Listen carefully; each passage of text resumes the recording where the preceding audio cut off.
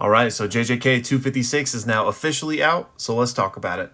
All right, so the first thing I want to talk about is that we have yet another Gojo flashback, which means we've now had 4 consecutive chapters of Gojo flashbacks. And I don't know if you guys saw my April Fool's Day theory, but it's starting to look like it might hold some weight. Hey, what do you want from me, all right? You want me to hit a black flash every time just because I got the 6 size? Come on! This flashback is all about Black Flash. Foreshadowing, which Gojo's basically talking about how he thinks you can do one and that he can't do one at will, and that it might have to do with even things such as temperature and humidity.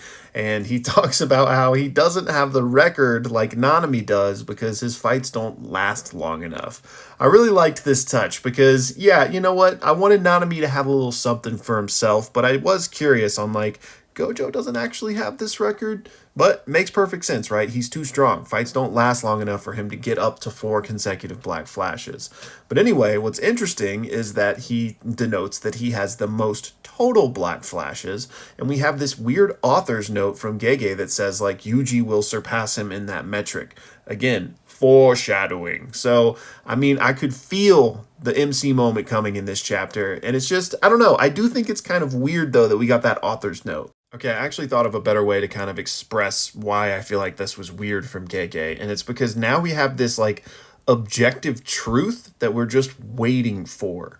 And what I mean by that is if Yuji is going to surpass Gojo in the total number of black flashes, then we know nothing's going to happen to Yuji until he does that. Like, Yuji won't get taken out until he surpasses Gojo in that regard, which kind of alleviates some of the tension for me in this fight. Unless he's about to somehow break that record like right here, right now. But I find that really hard to believe. Because, yeah, this is the man chosen by the Black Sparks. He's hit probably more black flashes than 99% of people already. But could he really be that close to Gojo's record at this point? The man's been a sorcerer for like 6 months. He only started hitting black flashes like a few months ago. And Gojo's had his whole life to do it, right? So I just feel like, you know, totally believable that he would one day pass Gojo. But I find it kind of hard to believe that it would be like as soon as in this fight. And if it's not, then we know Yuji survives through this fight in order to later surpass the record. So I'm probably maybe not fully understanding it. Maybe the translation I'm looking at is not perfect and I've got the wrong understanding in general. But if what I'm saying is true, then it's weird Gege would reveal that. So what are y'all's thoughts on that? Anyways, moving on. The next thing I want to talk about is that full page panel of Sukuna where we've got Maki, Miguel, Choso, and Yuji in the 4 corners. The Sukuna art is amazing, and behind him we've got like these ominous waves of cursed energy pouring off, right? Which was very reminiscent of this panel from a few chapters ago when Uruume was telling Hikari, like, yeah, Sukuna's not taking y'all seriously. If he was, you would be able to tell from the waves of his cursed energy. So we now know Sukuna has kicked it up a gear, right? Which makes sense. He's out here hitting black flashes, and he's also getting jumped 5v1, so he's probably needing to take it a bit more seriously. But what's also interesting about this panel is that Maki, Yuji, and Choso don't know who Miguel is, or Laru for that matter. And that's just so strange to me. Like, Yuta didn't tell them that he went to ask them for help. He didn't fill them in that they may have these extra allies showing up. I don't know, that's just so weird, right? You would just figure like all hands would be on deck and everyone would be on the same page for like this master plan, if you will, to take out Sukuna. So I don't know. I mean, probably another thing I'm looking too deeply into, but I just thought that was weird. Maybe it's because they never officially told Akotsu that they were going to come help, and so Akotsu didn't know. He just asked and then left and hoped for the best type of thing. But yeah, I just thought that was strange. Like, even if that was the case, I would still have let everybody else know, like, hey, by the way, if these 2 dudes show up, they're on our side.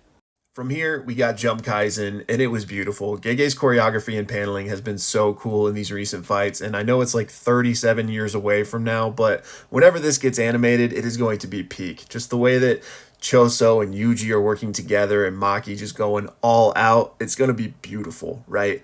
And speaking of, we have Maki and Sukuna both bouncing off the air during their fight, and this was just crazy. I mean, I figured, Sukuna could do stuff like that, but actually seeing him do it, like seeing him with physical prowess equal to that of a heavenly restriction, is just nuts, right? Like, and he's not even at 100%. He's not even anywhere near it. So just nasty. And of course, he hits another Black Flash on Maki in this moment, but she takes it really well. Like, doesn't even seem to be too phased by it, but he follows up with some dismantles, and she's like, the output is rising. We might be in trouble.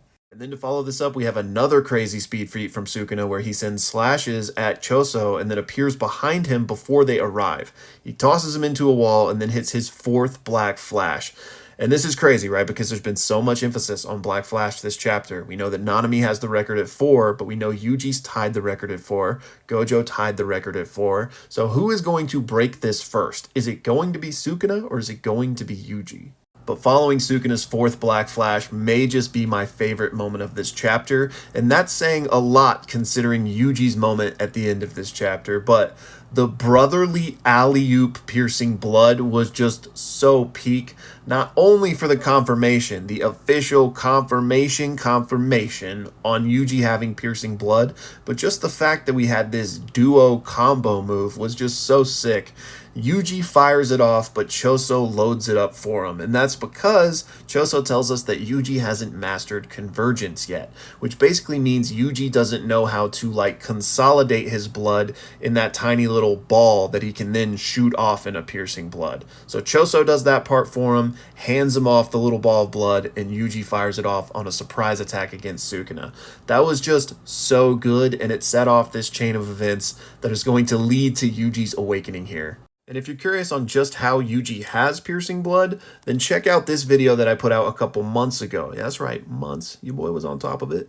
And then check out this video I put out yesterday, but only after you watch this one. It'll explain kind of a little bit better maybe how he did that. And for those of you that have been following or been subscribed for a while, then you already in the know, baby.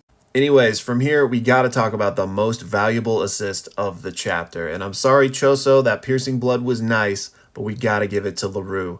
Laru, the man who got hit with a Black Flash from Sukuna, stood up and said, I'm not done yet, Miguel. We got one more thing to do. And then he comes and hits Sukuna with his curse technique, Heart Catch, and we get a little bit more information on how this works.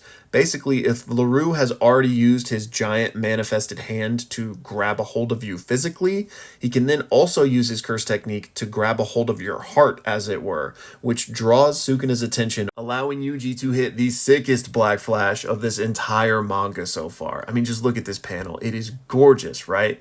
Yuji lands a direct hit, and not only that, it's a direct hit on the injured heart of Sukuna, a hit that is going to deal soul damage because it's coming from Yuji, a hit that's going to weaken the hold Sukuna has over Megami's body and lower his output.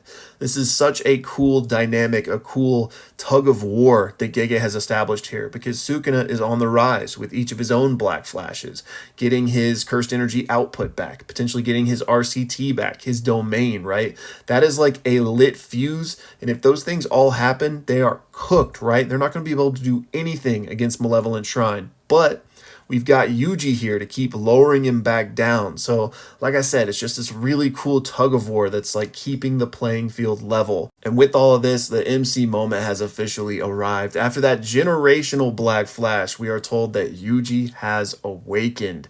And he's got those eyes, man, those Demon King eyes that look like Sukuna's. So what does this mean exactly? He already has RCT. So, when Gojo awakened, he finally grasped that, right? But Yuji already knows that. So what is he going to get here? He's already got piercing blood. He may already have access to Sukuna's curse technique. And again, if you don't know what I'm talking about, check those videos I pointed to earlier. So, like, could he get a domain here? Or is it not necessarily like ability unlocked? Maybe it's just like level unlocked, maybe he's just going to be in a whole new stratosphere, but not necessarily have any new abilities. What do y'all think? Like what might we see from Yuji here? We're ending on such a high, right? Our main character is finally awakening, yet I just still have this sense of impending doom because I do think we'll see some like highlights, some sparks from Yuji here, but I just don't think we've seen the fever pitch of Sukuna yet. He's just been on his back foot ever since the Gojo fight, not at 100%, and I'm just kind of worried for when he gets back there, which I think is going to happen before this story is all said and done. So like I really am expecting it to be dark before it gets to dawn. So even though this is really hype, I'm worried for what's coming next. Let me know y'all's thoughts.